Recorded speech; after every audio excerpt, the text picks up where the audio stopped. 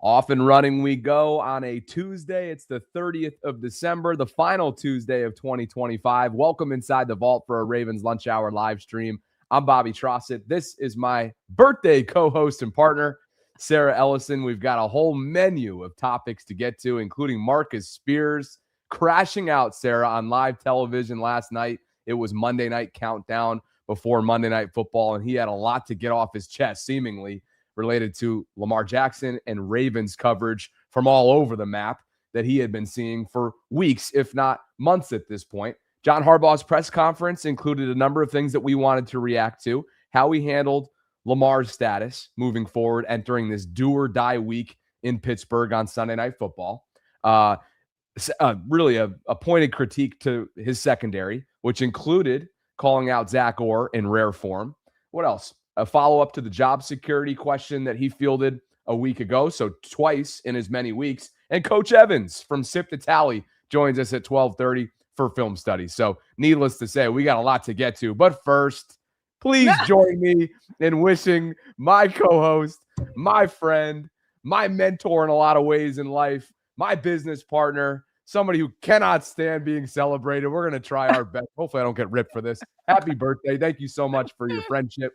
4 years, we've learned so much about each other, and there's not a day goes by in the friendship world, in the business world, that I don't count my blessings that I ended up calling, and that more importantly, you ended up answering. So I know you've already had a phenomenal day. Everybody's taking care of you there in Columbus, and hopefully we'll be as condensed and concise as we can so you can get back to spending family time later on. You had the banner ready. You had a chyron ready for a happy birthday. I did not anticipate that. Thank you very much. I'm already overwhelmed by all the love in the chat. All you guys are awesome. It looks like Tanya has a birthday today too, so happy birthday to her. I feel like my birthday was yesterday because I was already surprised last night with like a little mini birthday party with some friends. I think today will be a little bit more family-based, and I think I have an idea of what we're doing today, but my family's acting fishy. Things are being very secretive. People are off in corners whispering, so I don't know what's in store for today, but I'm glad to be here with you to celebrate it. You're right. It's crazy after 4 years that we've become such good friends. And I feel like you know more about me than you probably even ever wanted to know. And like maybe the same vice versa. And I don't know if this is weird to say, Bobby, but I feel like 46, right? 46. I feel like I'm going to dominate it. I feel like it's going to be great. I feel like my 40s has been my best decade yet. I feel like it's going to continue to be great. And I'm just ready to rock the entire year. So it should be fun. As are these super chat donors. Nikita says, all love to the vault. Happy birthday, Mrs. Sarah. Blast Hard Cheese says, happy 32nd birthday to you. And Law So Serious, celebrating 7 months, says, happy birthday to the best in the business. Hope you have the day that you deserve. I echo all of those sentiments, including 32, which would put you 1 year north of me. How about it? I love it. There are many days where I feel like we're lockstep in the age. It does feel that way sometimes. I don't always feel that. I don't feel the age gap very often. So today, 32. Yesterday, the live chat was going with 50. I was like, hey, give me my 4 years back because I'm going to dominate 46, 47, 48, and 49. I will. 50s will be great too, but don't steal 4 years from me. You know it. You already know it. Well, look, I know you want to get to the content, but I had to start there. And I'm glad that everybody is indulging on that as well. We always jump into the content. Some days, though, you got to deviate, and we did exactly that. Happy birthday to you. Can't wait to see what the second half has in store, not only for this upcoming year, but for today and everybody that's celebrating you accordingly in Columbus. We're getting ready, of course, for Sunday Night Football in Pittsburgh, and you threw in some AFC North analytics and just how much this entire thing has changed in recent weeks. It is insane how much it has changed. I mean, everybody has their own models and analytics, but they're all kind of in the same ballpark. The ESPN analytics has had Baltimore entering week 17 to win the AFC North at 7%, and the Steelers were at 93. And now it's the Ravens at 58-42, basically a 60-40 split. Oh, for all the marbles. And it just goes to show this is why they say it's a week-to-week league. And Bobby, that's why I think it's important in this league not to be a prisoner of the moment. But last night, Ryan Clark, was this the NFL Live crew, I think, going into Monday Night Football, and Marcus Spears had a little bit of a debate. I thought Marcus was nice to let RC off the hook a little bit, but Bobby, it's really frustrating to see how many people do become prisoners of the moment, especially when it comes to Lamar Jackson. Ever since that column, not a report, a column from the Baltimore Sun and Mike Preston came out last week, everybody has been rolling with it. And for whatever reason, now all of a sudden, Lamar Jackson means nothing to so many people. He's somebody you could just toss aside, and Tyler Huntley can easily replace him. And maybe the Ravens don't even like him. Maybe they don't want him around. All this kind of stuff, which Mike Preston's been saying that kind of stuff for years. Why it's being picked up in the national media now, I don't know why. But this was partially what Ryan Clark had to say about it last night. To get the feeling that some people within that building don't want Lamar Jackson on the field in this game, and that this team may be better off if he isn't. I think Lamar Jackson is one of the greatest talents in this league. What he's already accomplished has been monumental, but when you watch this team with it hampered Lamar, as opposed to what we saw from Tyler Huntley, also Derrick Henry and Todd Monken with that offense last week, was totally different. They were scary, they were physical, they were multiple, and those are things that they haven't been with Lamar Jackson. Obviously, last week there was an article written about Lamar talking about some of the ways he moves around the buildings. Those aren't things you normally hear about multiple-time MVPs, and that really makes me wonder, what are some of the conversations that are going on in the locker room in Baltimore, and why is there so much heat right now on their star quarterback? There's heat on the star quarterback because of analysts like Ryan Clark. There's not heat inside the building on Lamar Jackson. There's not. It's not any different from any other year where you always want him on the field. The Ravens always want him on the field. Always. Well, what are we talking about? There's no heat. There's nothing new since Mike Preston wrote that article again. If these guys had looked into it, Mike Preston has been ripping, from his point of view, Lamar Jackson's work ethic for years. It's been going on for years.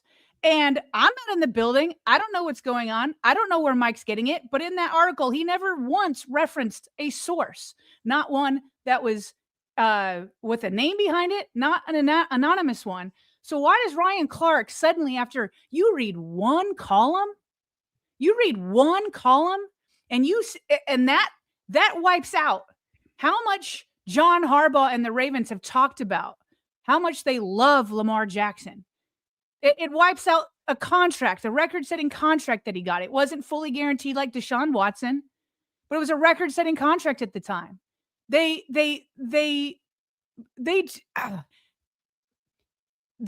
love Lamar Jackson inside that building. They love him. And so it just boggles my mind how much he has done for this organization since he was drafted in 2018. And every single time he's healthy, they go to the playoffs. And now here's a year where he's been fighting health, but they still might make it. He still might come in week 18, and they still might make it with behind him, despite being not fully healthy. It just boggles my mind how people can be prisoners of the moment over one column that wipes out everything else that people have said and done for Lamar Jackson. Well, the entire conversation, whether it's Ryan or locally with Baltimore Sun or regionally, nationally, wherever it has set Marcus Spears off, and Swagoo went nuts last night later on in that segment. This year when we were talking about Kansas City, and you said, look, don't get hung up on 2025 Kansas City because the tape says they're not that right now. Lamar's 6-6 as a starter this season, and I know he got injured against Kansas City, and who he has been, multiple MVP, we understand that, but who he is this year hasn't been that guy. Okay, hey, man. I'm not saying they're better without him. I'm just listen. I'm not directing this to you. Understood. Or RC. I know y'all. I know how y'all think about Lamar Jackson. I am not going to listen to it. This team has won every season because of him. They have been in the playoffs, AFC championship games. They made runs. This has been one of the best offensive football teams the last 5 years in the NFL. And we got one season where the dude been beat up, and I don't give a damn if you don't like how he come to the building. Your ass wasn't talking about that when he was out there winning MVPs and putting the team on his back when everybody else was injured. He ain't dropped the damn pass or called it not a touchdown with Isaiah Likely in the football game. He didn't fumble the damn ball against the Kansas City Chiefs when they could have won the football game. I ain't listening to that. I heard people talking about this while I was out of town last week. Lamar Jackson, they don't like the way he come to the film. They don't like, I didn't hear none of this when he was winning games consistently for the Baltimore Ravens. I remember Todd Monken not running the football in the AFC Championship game. I remember Derrick Henry just a week ago not getting a touch in the football game that they possibly could have won if they would have ran the football. But Lamar Jackson, the problem. It is crazy to me how this stuff manifests. And we hear a story now, and it's a story written that they don't like how it go. I ain't never seen John Harbaugh before this year not praise Lamar Jackson, not talk about how great of a teammate he was. I'm not going to sit here and listen to people talk about Lamar Jackson and the way he goes about football because of one bad season in Baltimore, when everything we've heard about him has been great coming out of Baltimore. Every game we've watched, we've acknowledged, you know what? He the reason Baltimore plays the way they play on offense. When Greg Roman didn't want to throw the ball down the field, we asked, could Lamar Jackson be a really good passer in this league? They go get Todd Monken. He's one of the best passers in the league. I ain't listening to this crap. I almost said the S word. Y'all go ahead and take it from here. I mean, was that not almost like, okay, not to that extent, but what did we say last week or when we first addressed the Preston report? The only reason that we're hearing about this now is that they're not winning. Yep. And that Lamar's not available at the moment. That's exactly what he just said. And then some other spirited things in there as well that he clearly had been stewing within Swagoo, one of the best out there on the national level.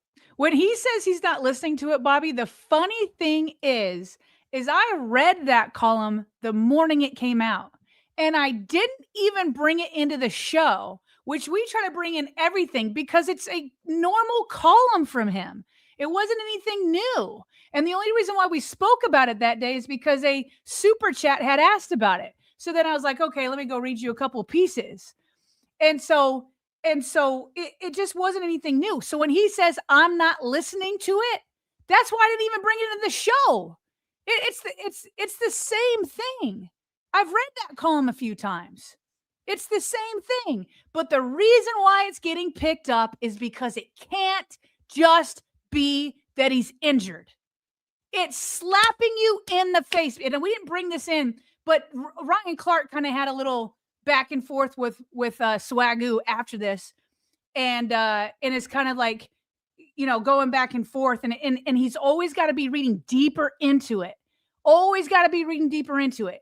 And this is what I always talk about. Why can't it just be that Lamar Jackson isn't at an MVP level because he's had a hamstring injury and an ankle injury and a toe injury and a back injury? Why can't that be the end of it?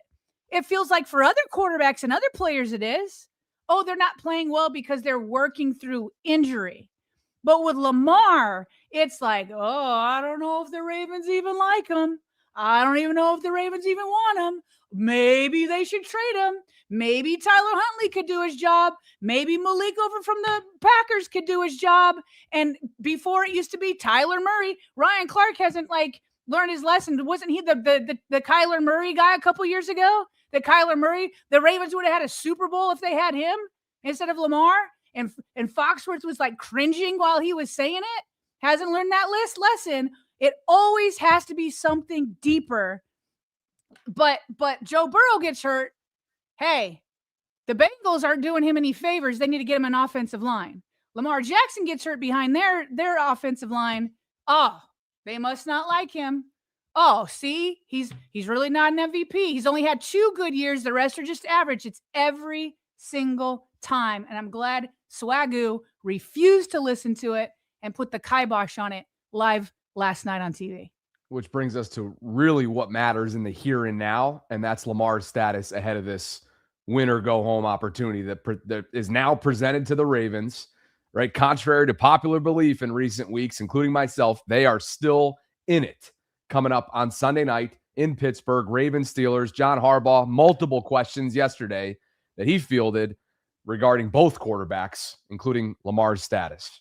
Expect Lamar to be able to play this week, or is that still to be determined? Yeah, well, it's to be determined. You know, I mean, still he's coming off a very serious injury, and he's working at it. Saw him in here today working at it. So I think we'll know a lot more on Wednesday. With Tyler Huntley, you know, you talked about him when you guys brought him back here. Obviously, he's been here, you know, a number of years, and then went away. And then he comes back. What gave you guys the belief and trust in him? You know, we've seen how he's played in these sort of must-win games this year, and how have you sort of seen him grow, you know, to this point in his career? Well, you know, it's just a compliment, I think, a credit to him and what he's been doing really since he got into the NFL. He was a hard worker, you know, when he came here, and had a couple opportunities, as you remember, you know, and did pretty darn well, you know, for the most part, and kind of showed he had a chance, and then went into other places and continued to grow and improve. I feel like there was noticeable improvement, you know, in different aspects of his game. He'd be the first to tell you that, I know. And then, you know, when he came back in, you know, we'd watched him on tape. We'd seen him on games from last year and then preseason tape this year. But when he came back in, just because the opportunity presented itself, you know, he was available. And it was just really an opportune type of a thing for us. And he looked good in practice, you know. He looked like, wow, you know, I tell you, Snoop's come a ways. He's improved.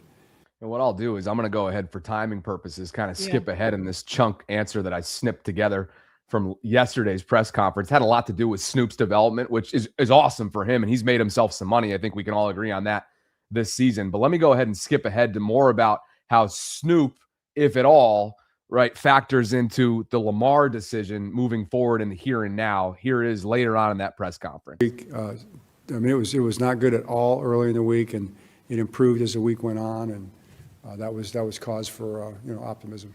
Will the final decision come down to the training staff and consulting with them? Is that who will make the decision? It's what it always is. The doctors and training staff, the coaches aren't deciding, you know, who plays from a medical standpoint.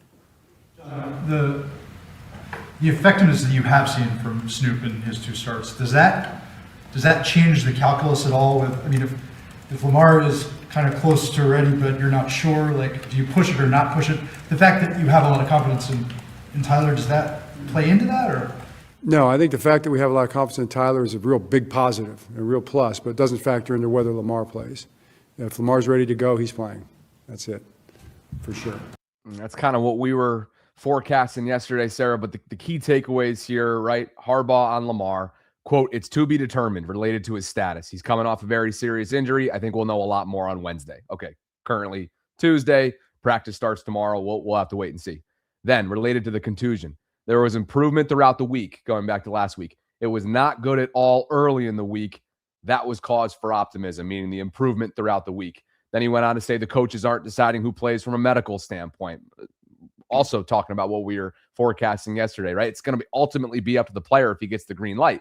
And then, as it relates to Snoop, the fact that we have a lot of confidence in Tyler is a real big positive, but doesn't factor into whether Lamar plays. If Lamar's ready to go, he's playing. That's it for sure, period. I wonder if did that clip make it on the show last night with RC and Swagoo and the crew? Because Harbaugh didn't stutter. Harbaugh didn't pause. Harbaugh didn't flinch. As soon as they asked, and I love that they asked the question because that's the question on so many people's minds. Knowing that Tyler Huntley has played so well, does that factor in whether or not he would go over Lamar? Point blank, he said no. We appreciate him. We do have confidence in him. But if Lamar can go, he will go. It's really just that simple. That's what we said yesterday, Bobby. If he walks into that building and says, I can go, nobody's gonna ask any further questions. It's done. It's over with. It's completely over. Now, Harbaugh said he'll know more on Wednesday. We might not know because if he continues, maybe he will be okay and be ready to play. But Wednesdays, he's been taken as a rest day. Wouldn't surprise me if he did it again.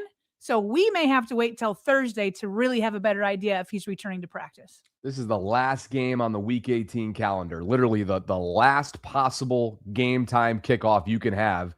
8:20 Sunday night in Pittsburgh. If at all, maybe that helps just in terms of the recovery timetable that he has. Literally the most amount of time you can have in the Week 18 slate. For the second time in as many weeks, we're about 5 minutes out, by the way, from bringing on Coach Evans from the Sip to Tally YouTube program. We're going to sink our teeth into Ravens film study that he has prepared for us. But Sarah, first, for the second time in as many weeks, John Harbaugh fields a question related to his job security entering this must-win game, or else you're going home. About, you were asked about job security last week and if you expect to be back next year. A lot of people are going to maybe look at this game, probably unfairly so, as a kind of referendum between yourself and Mike as the two longest tenured coaches in the league. And I'm just curious if you feel that at all and kind of just how you view that generally. Yeah, just really don't have the space for that. It's just not something that you have the ability to think about. It's not important. It was important. It had an impact and a bearing, then I think you'd think about it. But you think about it because it's always that way, so it's probably all that stuff makes it all kind of interesting and kind of fun and real. It's sports, that's how sports are. And I think that's part of the intrigue of it all. So I feel like really honored to be a part of that. And if I was just being honest with you, I feel really honored to be a part of it. And I know there's always pressure. There's always pressure, but I think it was Billie Jean King who said pressure is a privilege, right? Was it Billie Jean King who said that? And that's something that is earned, so we feel like it's something very worthwhile to be in games like this. And if those are the things that are being talked about along with that, that's okay. That's a privilege too. So let's get to work and let's go try to play our best game, try to coach our best game. I thought a fair follow-up question there by Brian Wacker of the Baltimore Sun and a fair answer from John Harbaugh. Sarah, we will have plenty of those conversations. This week is not the week for that, though. We got to figure out what happens on Sunday night, and then I'm sure, regardless, that will end up being revisited, whether it's in Pittsburgh or in Baltimore coming up next week. It for sure will be revisited. It's a fair question. It's a question they should ask. It's never really a question for the person, though. Obviously, they don't have access to Steve Bisciotti. That's a question for Steve Bisciotti and Steve Bisciotti alone. How do you answer the question of like, hey, do you think you're going to be fired if you lose?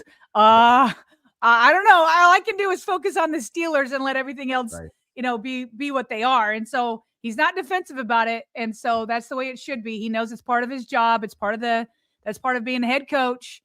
And just because you've been here for 18 years doesn't mean you're above it. He recognizes that. Steve Bisciotti needs to speak after the season, and I hope he does. There you have it. I'm with you there for sure. ZipRecruiter is our newest sponsor. If you're hiring for your company, this is a busy time of year for you because, let's be honest, you've got 2026 goals. We all do. And that means finding the right people to accomplish them if you are hiring. You also have new hiring challenges for 2026, like filling specialized roles or identifying qualified candidates from a huge pool of applicants. Lucky for you, there's a place you can go that can help you conquer these challenges and achieve your hiring goals. And that, as you see on the screen, if you're watching us in real time, is ZipRecruiter. Right now, you can try it for free by visiting ZipRecruiter.com/audio. We have that directly linked in our show notes, whether you're in the audio only form, on YouTube, anywhere else in between. You can find it easily in our show notes. You can let ZipRecruiter help you find the best people for all of your roles. 4 out of 5 employers who post on ZipRecruiter get a quality candidate within the first day. See for yourself. You can visit ZipRecruiter. That's ZipRecruiter.com/audio for free today. Try a free sample, a free experience at ZipRecruiter.com/audio. Go check it out. ZipRecruiter, the smartest way to hire. We appreciate them for being on board and supporting us here inside the Vault as we get ready for must-win football. If you're Baltimore, and depending on whether or not you're having Pittsburgh allegiances coming up on Sunday. Let's get to some super chat, Sarah, before we bring in Coach Evans. And he's going to be looking specifically at third down conversions and what went right for the Ravens in chain-moving scenarios on Saturday night in Green Bay. But we'll begin the topic, though, talking about the other side of the ball and what went wrong for Zach Orr's defense on several 3rd and long situations. So that's what's coming up in just a couple minutes. Kimmy Joe is here, Sarah, celebrating 9 months and showing you some love.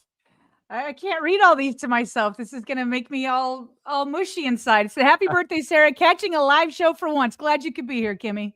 Appreciate the love. Thanks, Kimmy. I love it. Everyday American Raptor says, happy birthday to the one and only Sarah Ellison. Captain Hart says, it's not the criticism that's the problem. It's that Lamar is the only one criticized in any way that other QBs do not receive. Shout out Swagoo. Davon Smith celebrating 9 months of, is it Davon or Devon? He's celebrating 9 months. I'm sorry if I botched it. This one's for you, Sarah. He says, happy birthday, Sarah. I listen to you guys so daily. My wife knows exactly what I'm listening to. As soon as she hears Sarah going off, Ravens up on Sunday. I am a little loud sometimes. Oh, that's hilarious. It's a family affair for Sarah's ranting. Wesley Hall says, happy birthday to Sarah. Only knowing you through the vault, you seem to be a beautiful person inside and out. Hoping your 46th year treats you well. Very kind words there from Wes. And I can confirm that. Beautiful inside and out. Reese's here. Happy birthday, Sarah. May God continue to bless you. Appreciate that. That's all that matters. God's first. From Reese to Ocean's 08, Mike Preston's a national embarrassment. Shaking my head. Marco Daza is celebrating 7 months with us. A well-deserved happy birthday, Sarah. Let's go Ravens. Hashtag VAULTRONs. Hashtag Vault. Appreciate you, Mark. Remember when we talked in our pre-show, like, yeah, I guess I do need to acknowledge my birthday celebrations at times. I'm not really good at it, though. Well, we're going to make you good at it. Captain Hart says, not trying to downplay Snoop, but they are really making it seem like he threw 500 yards. I didn't hear this when multiple quarterbacks came in and played well for the Bengals. Should they move on from Joe? Gordon Chase with a super chat today. Gordon, thank you. Happy New Year, brother. And Sheree is celebrating 7 months with us. Sheree says, happy birthday, Sarah. Guess what? I am the Voltron Fantasy Football Champion. Oh, awesome. Passing my luck onto the Ravens. I remember them talking about the Voltron Fantasy Football League. Glad you won it. Good job. Congrats. Yeah, heck yeah. I think Evan spearheaded that. So congratulations to Sheree, and hope everybody had a good time who participated. Brad Williamson coaching says, happy birthday, Sarah. Longtime follower of yours. Grateful for you. Bring the passion. Go Ravens. Playoff starts Sunday at Scheistberg. Let's go with it. Scheistberg. Captain Hart's here. Josh Allen just got that injured excuse this week. Dark Thunder 35. They literally blamed Josh's injury for missing a wide open 2-point conversion and Joe's injury for throwing a pick six. LOL. Another one from Dark Thunder. Every time the heat from the national media was on Harbaugh, we got 2 hit pieces against Monken and 1 against Lamar. Always a new scapegoat, except for the head coach. Zach is here. You think the media is uptight now? Wait till we win with Snoop this weekend and lose in the wild card game with Lamar. Lamar's great, but him not having his legs hinders our offense. Pete is with us. Was the fan base always this toxic? Happy birthday, Sarah. Why don't we leave it at that? Coach Evans is on a tight schedule. We'll pick things back up with Steve. We appreciate you guys for being with us on this Tuesday. Happy New Year. Happy holidays to you and yours. Over 2,100 concurrents watching us in real time right now. Guys, if you could like the video on the way in, subscribe to the channel, hit that notification bell, consider becoming a channel member or gift-giving membership, and keep pouring it in the birthday celebrations for my partner on this Tuesday, December 30th.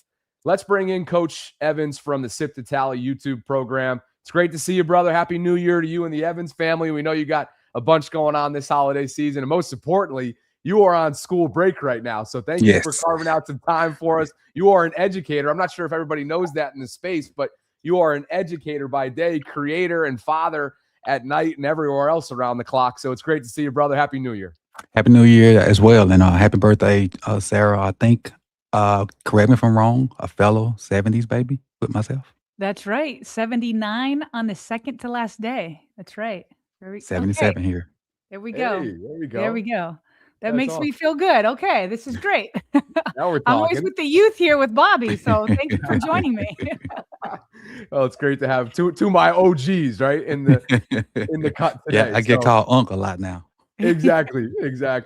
And Coach, I think we should begin with gosh, I mean, the unk of the league is John Harbaugh, right? He's not the oldest by any stretch of the imagination. You've got a 70-plus-year-old in Vegas. Not sure how much longer Pete Carroll is going to be there after this year.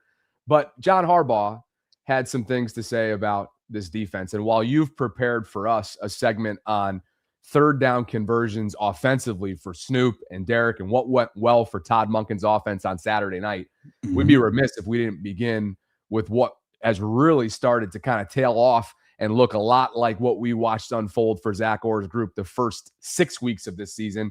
Here is John Harbaugh talking about his secondary, specifically the corners from Saturday night, an evaluation of them, and then also a very rare call out of his second-year defensive coordinator. We'll get your reaction on the other side. Okay. Post-game, you did acknowledge kind of the shock of how the defense played. Now, having reviewed the tape, what did you make of that? You talked about big plays. Was there a theme? Was there something that really jumped out as far as why that was happening? Yeah, there was. I mean, it was just technique. It was technique in the back end, really, corner position, and it wasn't anything. It wasn't really across the board. It wasn't any kind of miscommunications or anything like that. We played things right. We just didn't play them. We didn't play the pass game well from a coverage standpoint in the back end. It was really the outside lane throws that you saw made. They were just too easy. We didn't cover them well. And then quarterback getting out of the pocket. We got him a few times, but he got out a few times. He's elusive, but a couple of those were more our fault. Just our rush lanes weren't as good as they needed to be, and sometimes it was getting him down too. He got out of our grasp once or twice. So those are the two things that were very much pinpointed to the problem in terms of the yards that were given up. We had one. I'll say this: we had one seam route. The first touchdown was a seam route against cover 2 that we didn't play that right or well, and it, honestly too, it wasn't a great call against that route. So I'd say those are the three things. All right, Coach, why don't we start there and work our way backwards there, because the Tampa 2 that went awry was the first touchdown, the second play of the game from Green Bay's offense, 39 yards to the house, Malik Willis to Christian Watson. And after the play, the Peacock cameras caught Roquan and Kyle having a rather spirited conversation. So your perspective on, one, what went wrong there, John's thoughts on actually calling out, not by name, but calling out the call, meaning his defensive play caller, Zach Orr, and then we'll get into the rest of the nuance after that. Okay, if you would share that, I do have still shots of that in particular play, the seam route. Okay, yep, sounds good. I'll pull that up as you start. Okay, so what happened was normally in Tampa 2, wherever the strong side of the field is, that's where the sinking defender would carry. And in this case, they're in empty. It don't look like it, but they're in empty. They got a tight end, kind of like an H-back, and then a receiver way out. So Roquan is the guy that's going to carry the guy. And with this being a strong side, he has to open to this side and carry. So with that being said, you see Kyle right here. At the bottom of your screen, you got 4 versus 3, which is the way it should be. Top of your screen, you got 2 versus 3. In my opinion, Kyle should have to put hands on this guy, which is Christian Watson, to help Malachi Starks out. But both of these guys screw up, in my opinion. Starks drops way wide over here. Kyle doesn't touch Christian Watson, and he has an open seam, which I'll show you here. And you see Kyle not putting hands on Christian at all. He just got a free run. You see Malachi opening up to number 1 to help out. I think that's Marlon over there. And so you see all this open space right here for Christian to just run. Because you see at the bottom of the screen, they're doing nothing. They're doing nothing down there but covering these guys. So Christian got this open space to run to, which is where he's going to be. And you see the end result of it right there. Kyle not putting a hand on him, giving him that open spot. Malachi opening too wide to go cover that. There, you see Rowe right here. Rowe's on where he's supposed to be. He's walling off the third receiver. But Malachi and Kyle didn't do anything to Christian Watson and left an open space for him, and that's the seam right there. And was it a bad call? Yes. But they did a good job of taking the cover 2 rules and using them, the Tampa 2 rules, and using them against them. Because normally the same person would come from the strong side, and that way Rowe would be up under it. This time they kind of did a play on it, and the seam came from the weak side, and we didn't defend it right. And so was it a terrible call? Yes. The execution was bad as well, because it could have been defended if Malachi doesn't go too wide on his drop, and if Kyle puts hands on Christian Watson. But that's coaching. It's not too many times that we're calling out Kyle Hamilton. What do you think of just because John Harbaugh has been so protective of Zach Orr all year? What do you make of him actually calling it out? Is it just like, well, he's just calling it how it is, or do you think he's trying to send a message at all? I think it's a little bit of both because in this situation, was it a bad call? Bad calls happens in the game. Sometimes you have to chalk it up because other people get paid too. And I think was LaFleur is their coach's name is a very good offensive play caller. And I think this is just one of them things where he schemed up something because we play Tampa 2 a lot. If you just go look at numbers, you'll see Tampa 2 is one of our main coverages. And so you just put this play in there, and then you see it was in their first 15 script. So what it is, they probably put it in there. They got the look that they expected, and they hit it for a touchdown. And that's what happens in your first 15. If they give you the looks you expect, you're going to get big plays, no matter if it's in the run game or the pass game. And case in point, remember the first play of the game a couple years ago versus the Buffalo? They gave us the look we wanted, and Derrick Henry ran for 80-some-odd yards. So in your first 15 plays, you're going to have a script. And if they give you the look that you expect, you should have a big play. The thing is, they give you something you don't. Now you adjust to it coming back later on. But I think they got the look they expected, and he hit Christian on a beautiful seam route because he had a free release. And people that watch my channel, they'll know I hate free releases on our defense, and we give up too many of them. Man, but as far as John calling them out, I'm sorry, I didn't answer that. My bad. I think it's just to note that hey, I'm watching. I'm gonna be a little bit more critical because you don't want a wasted season. Sunday night comes down to a wasted season. So all the effort you did from July to now, you don't want stuff like this to happen in this important game. And if you win it going forward in the playoffs, because plays like this can lose you the game. You got to make them earn every score, and they didn't earn this. 2 plays, a 40-yard bomb and a 39-yard bomb or something like that. Yeah. That's unacceptable. Yeah, first one was on Wiggins with Dobbs, and then obviously the seam route that we just talked about the last couple minutes with Christian Watson. It's funny, as I'm watching in real time, I'm thinking to myself, oh, that's got to be on Rowe. But I completely missed and overlooked what you just broke down so eloquently up at the line of scrimmage, what didn't happen with Kyle and Malachi. So great stuff there. Appreciate your insights. And to be clear, by the way, when we refer to this as a rare call out from John, we're talking about publicly. We have no clue what goes on behind closed doors when it comes to the evaluation and critique of a young 32, 33-year-old second-year defensive coordinator from head coach to DC. So just to be clear on what we mean by all of that. Now, to get to the offensive side of the ball, because that's what you prepared for us today, Coach. 10 for 14 on third down. Tyler Huntley's offense was cooking. Todd Monken dialed up a nearly perfect game plan for him and his strengths that best suited him. And obviously, when you got a first ballot Hall of Famer in your backfield, that deserves to be part of the conversation. So take it away, my man. What went right for them on chain moving situations? Got to have it money down Saturday night. So third down, like you said, we were 10 for 14. And I've never seen the Ravens have that much success on third down. But I also, and somebody pointed it out in one of my videos, I also haven't seen Derrick Henry in the game this much on third down as well, which was a different look for us. But I got 4 plays real quick. I got 2 third and shorts. I got a third and medium and a third and long to show real quick. And so this first third and short is first quarter, 7:43 left, and we're on the 11-yard line. And obviously, we're trying to score, so we had a bunch of runs. This is one of Derrick's 36 carries. But I really want to point out the offensive line because we bashed them a lot, and they deserve it. But Derrick gets yards because of them, and then sometimes in spite of them. And on this, you got a power play. And we ran power a lot this game, something we went back to. And what you're going to get, Ricard kicking out the end man on line of scrimmage, you're going to get Voorhees pulling. Voorhees is one of the guys that I've been very critical of lately. But in this case, he don't do his job, but he do his job enough for Derrick to make stuff happen. And you see Ricard get the kick out. You see Voorhees really don't know which linebacker he's supposed to get to. He got to identify that up front. And part of it is, one of my guy that I rarely talk about, Charlie Kolar's losing. Charlie Kolar and Rosengarten are losing, and I don't know if you can see it. It's right here. They're losing big time up in there, and that messes the whole thing up. And so that's why I say Derrick is one of the hardest working guys in the NFL, because you get stuff like this, like at this point right here, where is he supposed to go? Yeah. How is he supposed to get out of there? He's gonna Every have to gap take is the covered. linebacker one-on-one. Right. But because of he is who he is, he sticks his foot in the ground. And he just finds a way. Wow. How did he find that hole at 6'3", 260 or 250 or 240, whatever he is?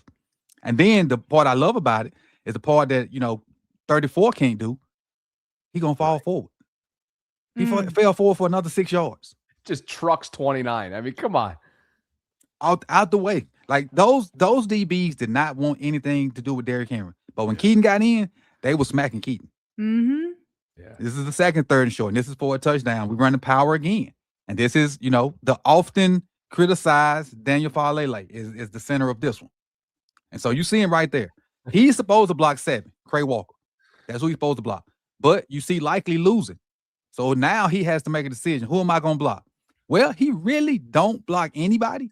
But because he's so big, he gets in the way of 3 people, and Derrick makes the proper cut off of it. So you see right there, there are 3 people right there that can't get to Derrick because of Falele. Yeah. And so did he really hit any of them? No. But being 6'8" has his perks. And you see the 3 guys right there that had a beat on Derrick, and because Falele just kind of laid out and you see him on the ground, Yeah. we score a touchdown. Coach, So sometimes it's in spite of, and sometimes flu, because You're of. making me cough. I'm getting over the flu. You're making me laugh over here. I got 2 more. This is a 3rd and medium. And 3rd and medium, for those that don't know, is from 4 to 7. And then 3rd and long is from 8+. And so I just wanted to show this to show how Snoop has progressed his football IQ and his football play. And I told somebody this yesterday. Snoop in number 2 is an afterthought, because Snoop at number 5 is a pretty good football player. And so here you got what I think something that he couldn't do in the past. He checked the play. It's 3rd and 5, and in my mind, I'm thinking pass, because that's normally what we do in 3rd and 5. But again, you see Derrick in. He saw the alignment, and I'll show you the alignment here in a second. Look how wide the middle of the field. Look how open the middle of the field is. It's wide open. You got 2 3s and you got 2 wide 9s, because they're expecting pass, even though Derrick Henry's in the game. Snoop in number 2 wouldn't have checked to this, but Snoop in number 5 did. And so on 3rd and 5, we run split zone. A simple play. And they're reading the A man on line of scrimmage. Isaiah Likely's going to come and be the lead blocker if that dude decides to, if this guy right here decides to go get Snoop, but he didn't. And so look at the middle of the field. You got a good block by Falele and Linderbaum to start with. Rosengarten's where he's supposed to be. And so Derrick has options. Yeah.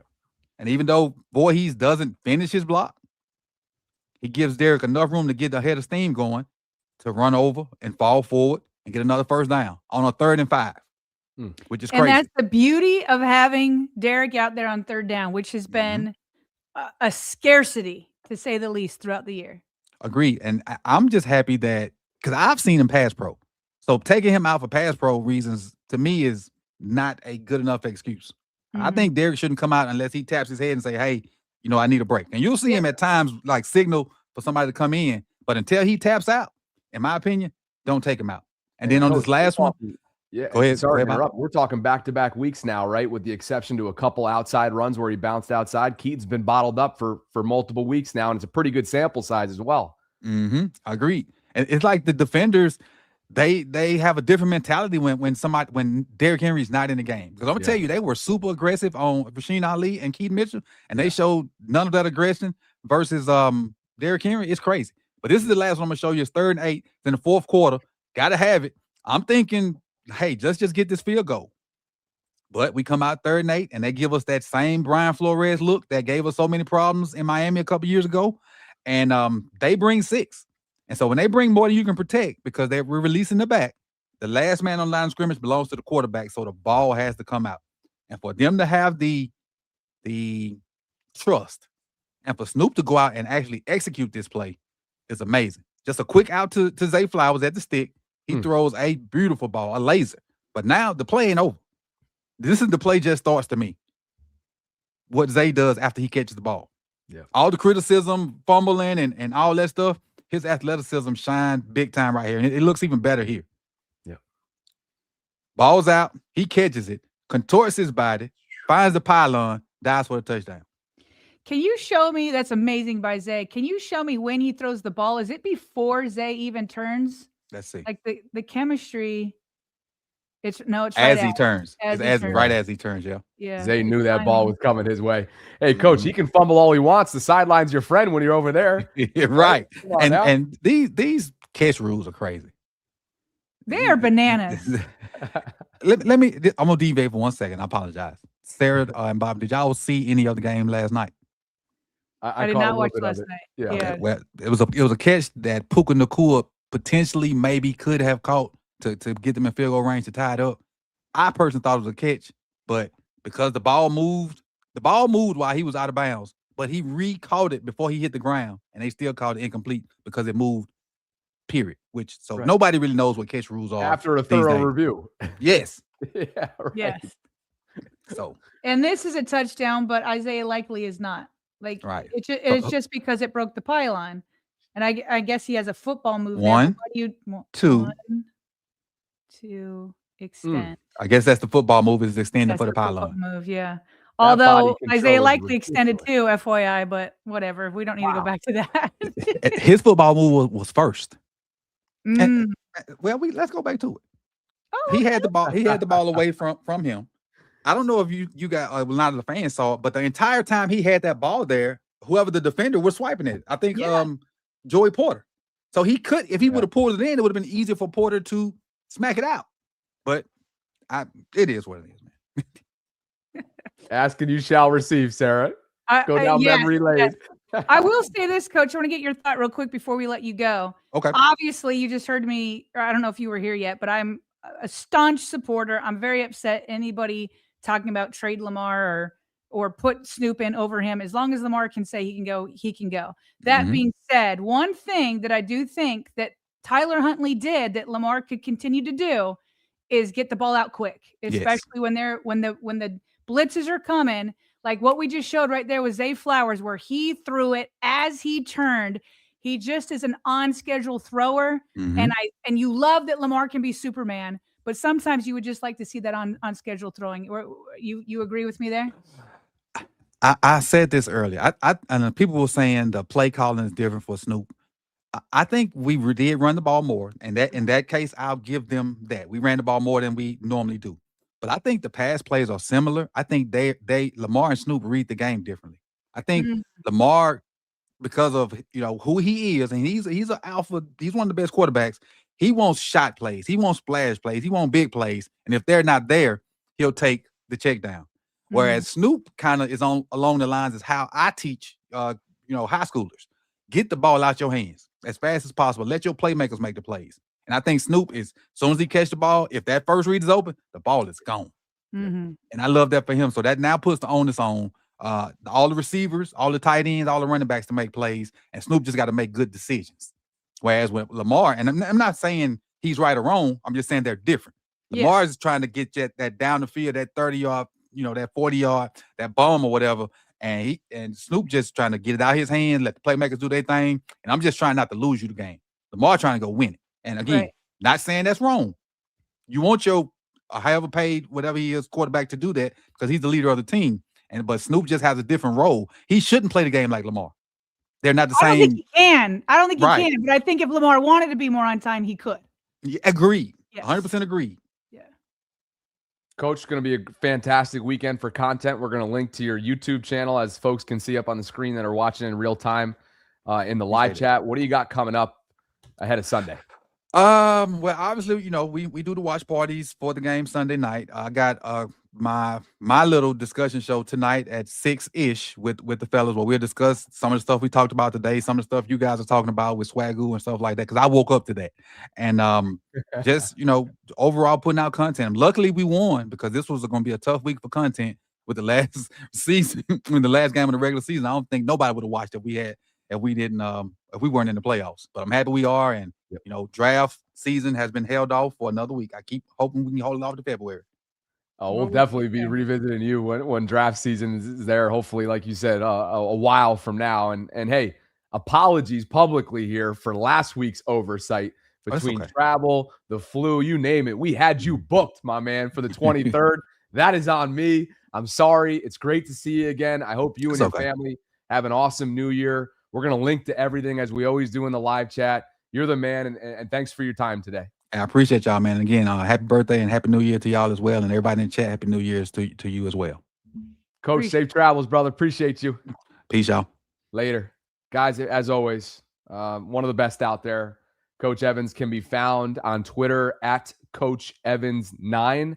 Get a link to the live chat at the moment right now. And as you see, that's up on the screen via the screen share tool, his YouTube program, Sip to Tally Films. It's all Ravens analysis. He's so good at what he does. Also linking to that in the live chat. We appreciate him as always. And partner, lots to observe and think about and reflect on when you think about both sides of the ball. But in this case, the difference between Lamar and Snoop in terms of just their traits, their tendencies. But maybe more importantly, going into this Pittsburgh game where you got to keep Aaron Rodgers in this offense that doesn't necessarily scare you off the field.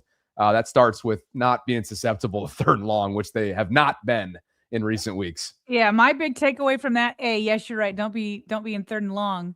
But if you're third and medium and all those other things, or third and short, keep Derrick Henry on the field, because Bobby, he mentioned it. He said, if Keaton Mitchell, who is a speed demon, of course, was in the same situations that Derrick Henry was in, he would have been smacked down.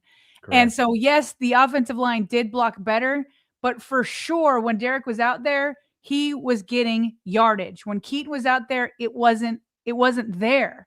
And so I do not know who made the decision that Rasheen Ali, or before that, Justice Hill, needed to be the third down back. By the way, John Harbaugh earlier, yep, you got it all queued up right here. John Harbaugh said yesterday that Keaton Mitchell could possibly come back this week, which is fine. Justice Hill. Yeah. Justice Hill, that he could come back this week, which is great. But that does not mean you take Derrick Henry off the field. I don't think there's any coincidence whatsoever that the Ravens had one of their best third down days last week when they finally decided to keep Derrick Henry out there on those downs. Let's get back to some super chats. Good stuff there. We left off with Pete, and we're going to pick things up with Steve. And this is for you. Are you insinuating, Sarah, that Mike Preston was lying in the article that he wrote? Because I feel like it's common practice for journalists to not reveal their sources. No, what I'm insinuating is Preston has been criticizing Lamar Jackson's work ethic for years. Years. I see it all the time in his columns. So I don't know if Lamar, I don't know where the sleeping thing comes from. I don't know. My point is he's been saying this type of stuff for years. So that's why I didn't bring it in that day, because it felt like another Mike Preston article that I had read before. And he has always wanted Lamar. He's frequently criticized Lamar, saying that he's not quite mature yet, that he's a good guy, but not quite mature. And so what I'm saying is I don't know that sometime this week or sometime this season, somebody told him that Lamar did those things. Maybe he did, but he didn't write that. And so because it looks similar to many other articles where he's criticized Lamar Jackson's work ethic from the beginning, I don't know if that's a continuation or if there's something new that came on. But he has been saying that for years.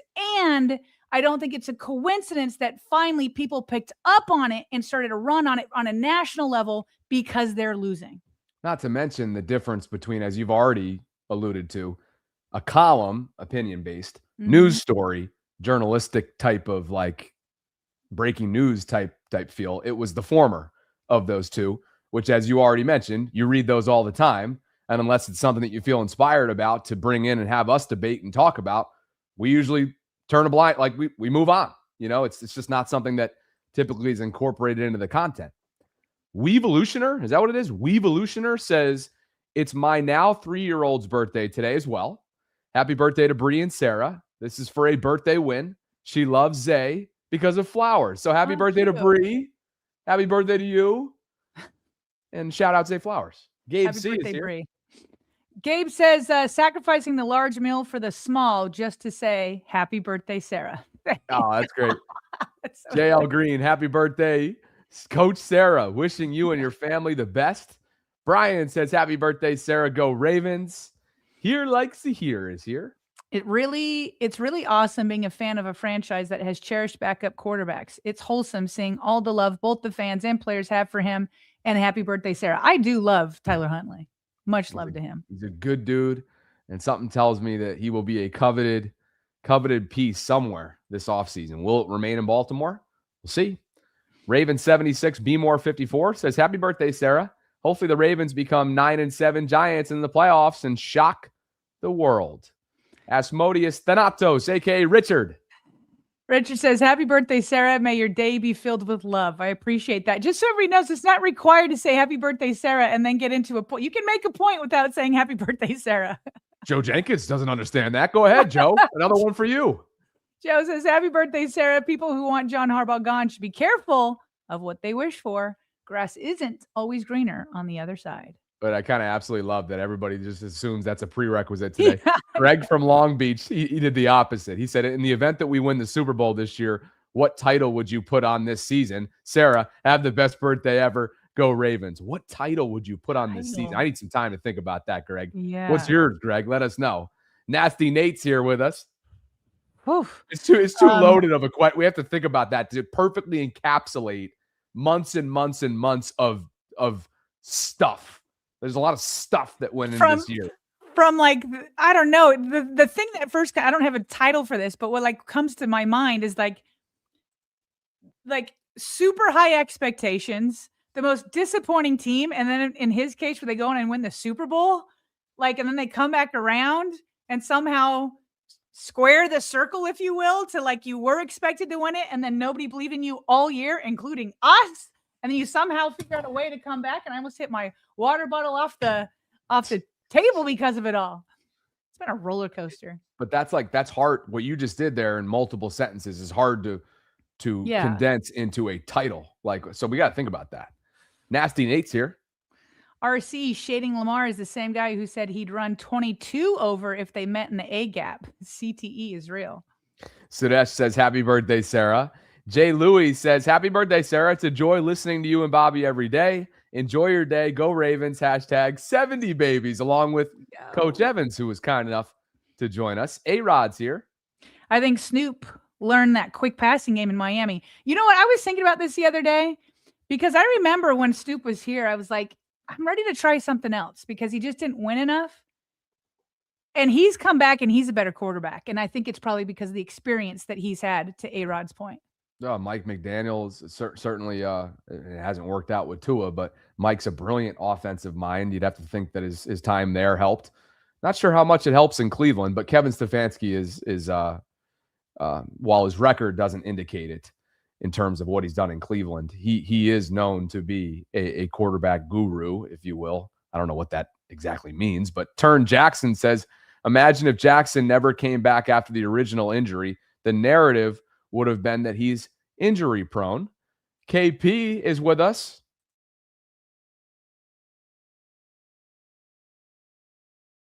Oh, I'm sorry, Sarah. You're muted, and I muted myself to go blow my nose. I coughed, so we're both muting ourselves. Sorry.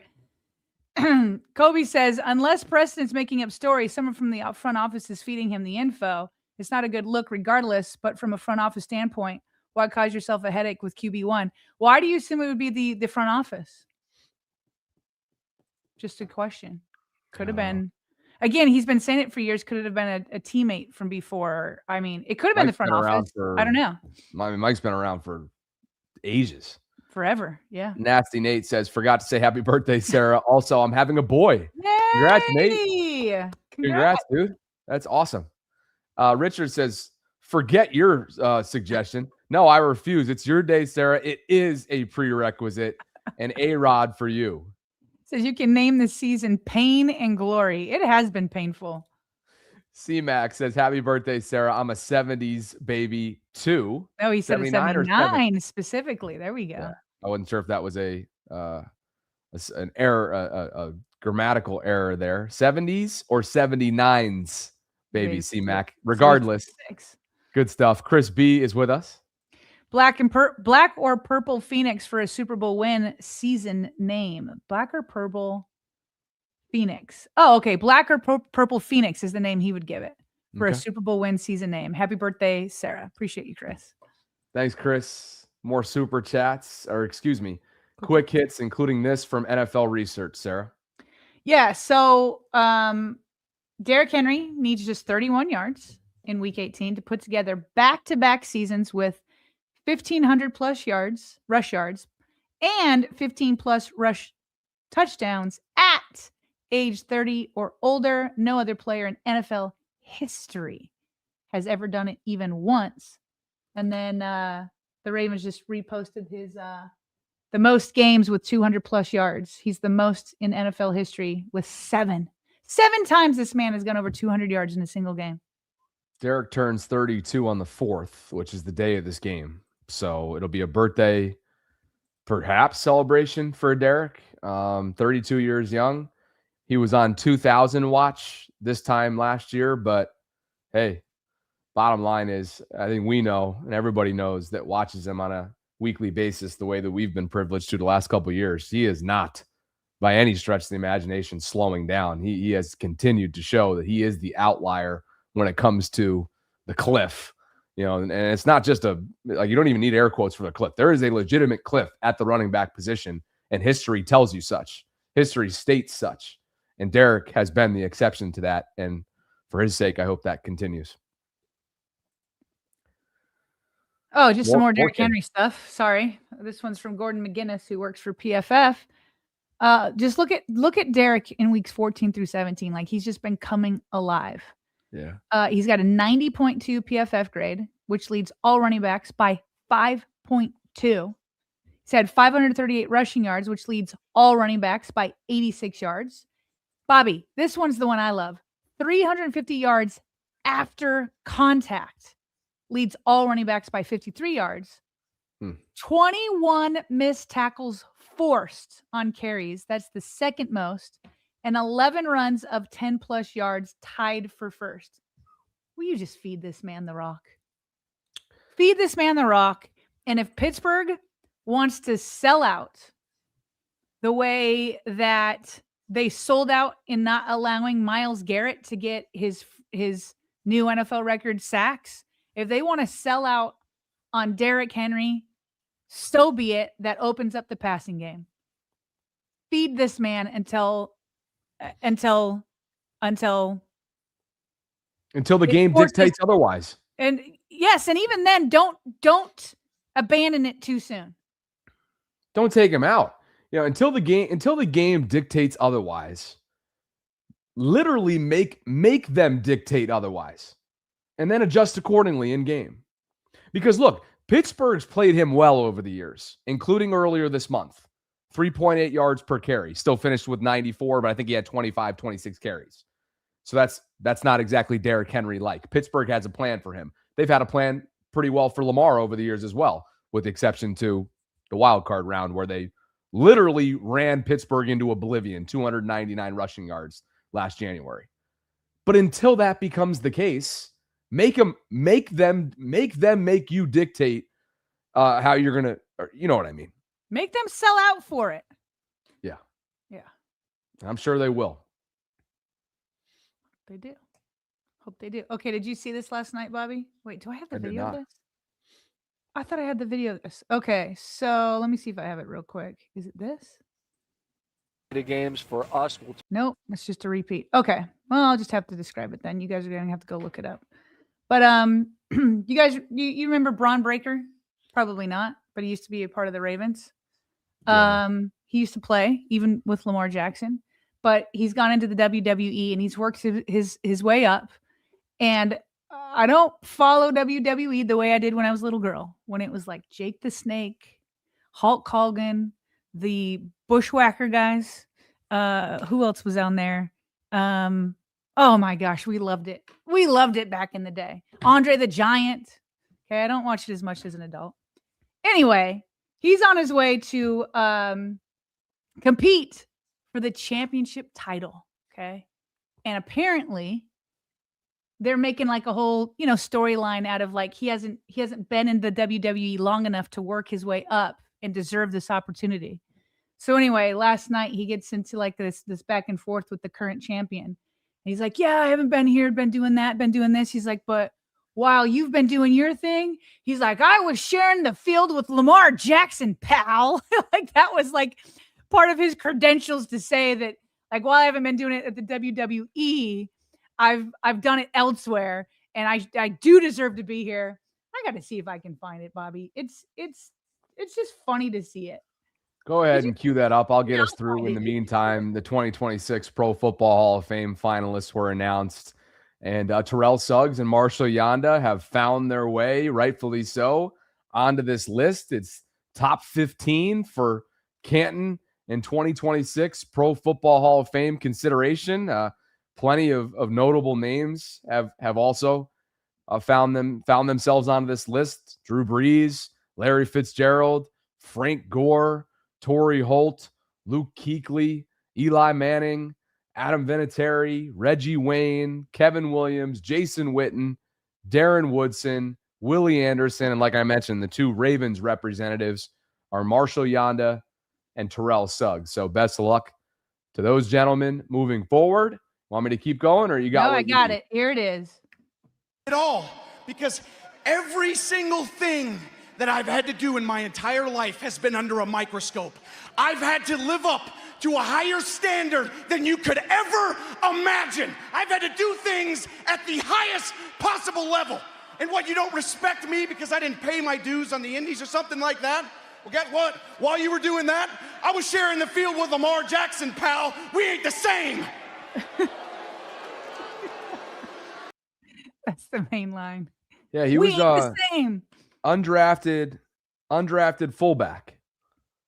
Yeah. Undrafted fullback. And the reason why I didn't recognize Bron Breakker is because that's his, okay, now I'm fully caught up to speed. So Bron's just his WWE name, right? It's Bronson Rechsteiner. Now I'm with you. Yeah, because I remember him getting a ton of pub that summer. I think he just spent the summer with him and maybe some limited time on the practice squad, if he even was on it. But he was an undrafted free agent out of, where'd he go? Was it Georgia?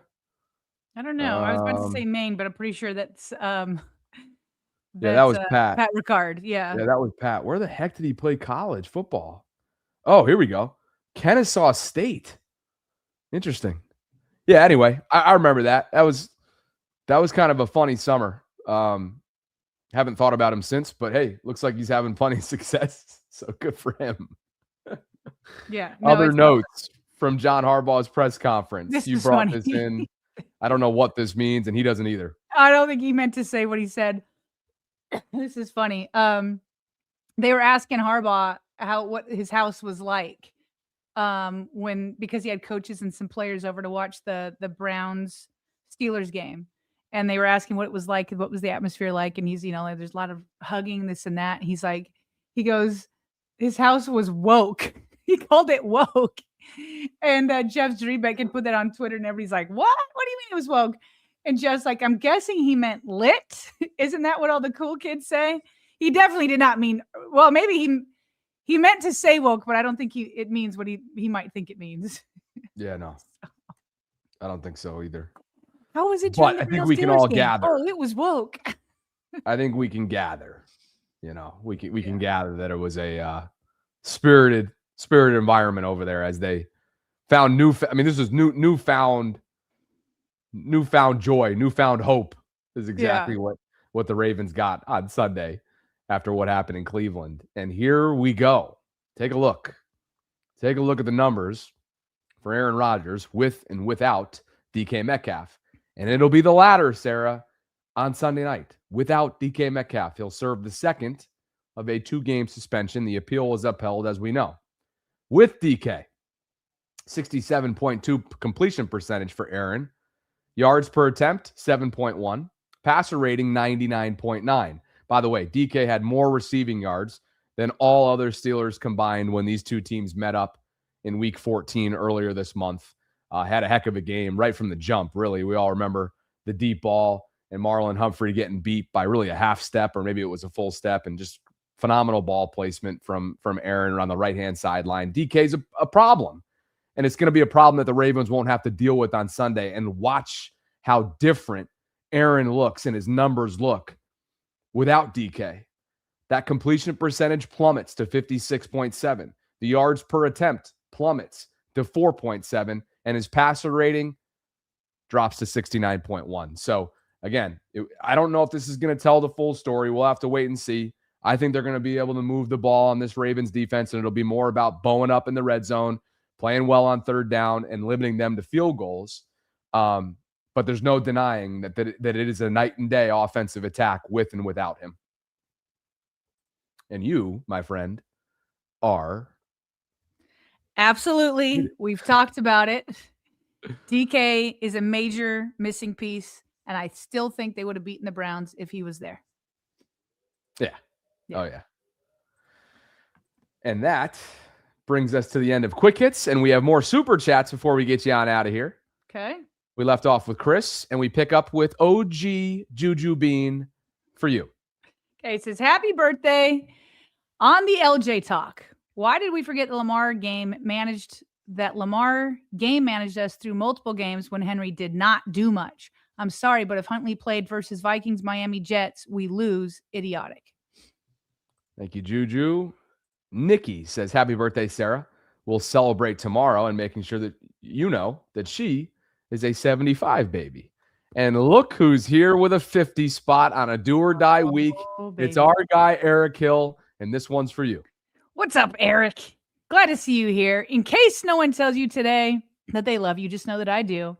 I survived the last 48 hours. My veterans will understand that. Please, for my veterans, hashtag 988 if you need to talk or talking about ending it all. This one was personal. Hashtag stop the 22. Hashtag still fighting. Eric, man, I'm glad to hear you survived the last 48 hours. We hope you're doing well. Stay strong, brother. We appreciate you. I hope you know how much light you bring into this world. Yeah, I was going to say, there's no question he's been battling, and he's been letting us know about it. And that takes courage, obviously, and a tremendous amount of, confidence in yourself, so keep going, Eric. We appreciate you, brother. On top of that, he threw in an additional 5 membership gifts today. So Eric, keep it coming, man. Keep it coming. And your team, man, I'm sure you're going to get a lot of joy out of some newfound life for your team. And if they end up booking their ticket to the postseason, there'll be a lot to celebrate over the next week or so. The real JS Tar for you. He said, Sarah, I saw you asked about who's in the top 3%. I sent an email. I'm in the top 0.3% of viewers. Been here since day one, and happy birthday. Thank you, the real star, the real J Star. Appreciate you. Glad you've been with us from the beginning. It's people like you that keep us going every day, for sure. Gosh, we had a ton of those emails come in, and we just, with the content cycle, we just started moving, and we saw all of those. So thank you, the real J Star, and everybody else who took times out of their day to let us know where you fell in the 2025, consumption of the show category, and hours watched, minutes watched. It's amazing. Minutes streamed. JCT Slice says, Sarah, Dave Portnoy said that the Ravens should consider trading Lamar because he's only won one playoff game and that he only feasts on bad teams in the regular season. So he gypped him of 2 playoff wins? Yeah. And this hurts me because Dave was on the BYU bandwagon during the football season. He was like really pulling for the Cougars to be inside the playoffs. So he gypped him a couple wins, and it's hogwash. Anybody saying that the Ravens should trade Lamar Jackson? Big fan of Dave. He's got more bigger things to worry about, like the viewership of that morning show they're doing on Fox, because it is a tough watch. Chris B writes, that's just my opinion. I forgot to mention, I found Bobby's doppelganger, or he has a side hustle. Bobby is always such a good sport. Check y'all's email titled Doppelganger. It's safe for work. Go Flock. Oh, goodness gracious. Can we, just because I've got people waiting for me to go, I have an appointment at 2. Can we bring that in tomorrow? And I won't look at it. I want to react to it live. Sure. I have it up right now looking at it just for my purposes, but yeah, we can revisit it. All right. Let's see. So Thanks, come back Chris. tomorrow, Chris. We'll react live after Quick Hits. A doppelganger section. Thanks, Chris. Morrow the Wizard says, happy birthday. Have a great one. Happy holidays, Vault. Appreciate you, Morrow. And David Cool, who was yesterday's patron shout-out member, is celebrating 7 months with us. Appreciate you, Dave. David, he says, happy birthday, Sarah. Hope it's a great day. It's already off to a great start. And it's about to get even better, I got a feeling. Speaking of patrons, Major Offense and Devin Conway, thank you both for believing in what we're building. This is your monthly shout out because of the consistent support that you give the Vault through Patreon. Patreon.com/RavensVault podcast is where you can go to learn more about what it is that we're offering over there. Partner, have a fantastic second half of your birthday. You and I will be back tomorrow, as we always are, for Wednesday Ravens coverage. Femi Ayambadejo, who's been mixing it up in the live chat today, will join us at 12:30. Thank you to Coach Evans for the time and film study. If you missed him, it'll be a repurposed, repurposed short form episode dropping at 4 o'clock today. So we look forward to that. Thanks to ZipRecruiter. Thanks to Manta Sleep. Partner, Eric Hill gets you on out of here. Just want to say thank you to everybody, including Eric, man. I mean, the chats have been off the chart, the super chats, everything. Sorry, I tried to turn that off and I think I turned it back on. I was caught up on my text messages before the show started. I'm now up to 25 messages that I have to check. Man, I feel so much love from the VAULTRON family. I appreciate you guys so much. I hear you. I see you. I feel all the love. Thank you. Thank you. Thank you. It's deserving love. I'm glad you're feeling it today. And like I said at the top, counting my blessings every day that we stumbled upon one another in this venture, 4 years running. Let's keep this thing going. A couple notes on the way out as well that I meant to mention earlier on. Mike Tomlin says he has a level of optimism that TJ Watt will play on Sunday night. So that'll be one to watch. He has not played in multiple weeks. We'll just see. They said he has to play.